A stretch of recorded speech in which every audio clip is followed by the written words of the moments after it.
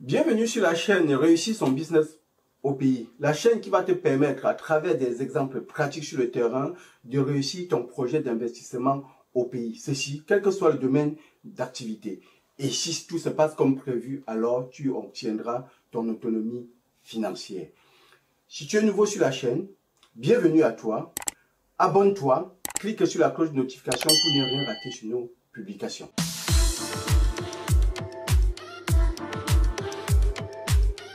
Après avoir établi notre compte prévisionnel d'exploitation de la culture de la banane plantain lors de notre dernière vidéo, aujourd'hui, nous allons voir l'itinéraire technique de mise en exploitation. Et ensuite, on verra l'itinéraire technique de suivi. L'itinéraire technique de mise en exploitation démarre dès le mois de novembre et se termine au mois de mars. C'est là où vous allez avoir la plus grosse dépense à faire. Et ensuite viendra la phase suivi où il faut payer les gens pour qu'ils entretiennent votre exploitation. Si tu es nouveau sur la chaîne, bienvenue à toi. Je suis Prince Nguepi, entrepreneur amateur dans le domaine agricole, entrepreneur amateur dans le domaine immobilier et entrepreneur professionnel dans le monde de la business intelligence, communément appelé BI. D'abord, c'est un tableau que nous avons vu lors de l'établissement de notre compte prévisionnel. Et sur ce tableau, j'ai retiré deux blocs. La partie mise en culture et la partie matériel végétal. J'ai projeté ça sur deux cycles. Le premier cycle, c'est tout ce que nous allons dépenser pour mettre en exploitation notre champ. Et à partir du deuxième cycle, nous voyons bien, comme on avait dit, que cette partie-là disparaît. C'est les dépenses qu'on le fait une fois pour 1, 2, 3, 4, voire 5 cycles de culture de la banane plantain. Ensuite, j'ai mis en dessous un calendrier de mise en exploitation, c'est-à-dire à quel moment on fait quoi.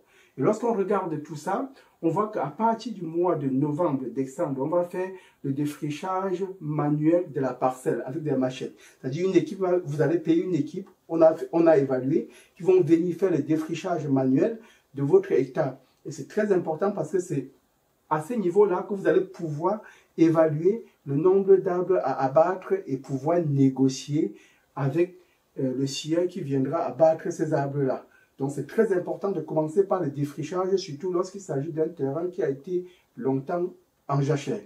Ensuite viendra, après l'abattage et le tronçonnage de vos arbres, qui vous le faites durant le mois de décembre et au plus tard le mois de janvier.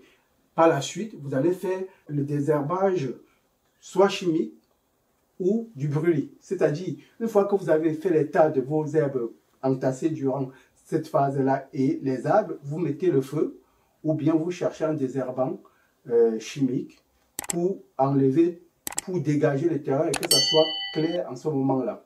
Donc, par la suite, viendra la partie piquetage. Le fait de dégager, de faire du bruit, ça permet d'avoir vos lignes.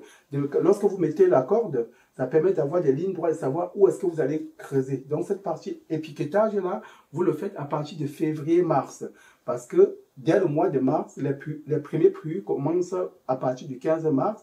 Dès le début du mois de fin février, début mars, il faut faire la trouaison et mettre, et à partir du moment où vous faites votre trouaison au mois de mars, dès que vous réceptionnez vos commandes de rejetons et de fientes de poulet, vous allez commencer à préparer le planting.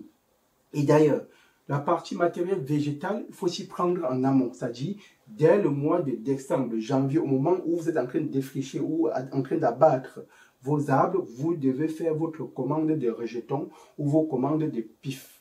Parce que vous savez très bien que les pifs, il faut les cultiver dans une pépinière pendant 3 mois. Donc, entre le moment où vous commandez et le moment où on vous livre, il va se passer 3 mois, à moins que à la pépinière, ils avaient un peu anticipé les choses. Sinon, normalement, les professionnels, ils font une commande pour une personne, ils livrent. Et comme ils savent qu'il y a une nouvelle cycle de semences qui vont commencer, en général, ils font un peu plus pour livrer celles qui entrent dans le secteur agricole de la banane plantain parce qu'eux, ils ne savent, il y a plein d'autres, il y a plein de gens qui viennent sans même savoir, ils viennent au mois de février, disent je vais faire les plantains. Ils croient que hop, on se lève comme ça, on fait les plantains. Et le temps qu'ils trouvent un fournisseur de rejetons ou de pifs, ils vont rater la saison. Donc prenez de l'avance, faites vos commandes dès le mois de janvier pour les recevoir au plus tard fin mars et faire votre planting au bon moment.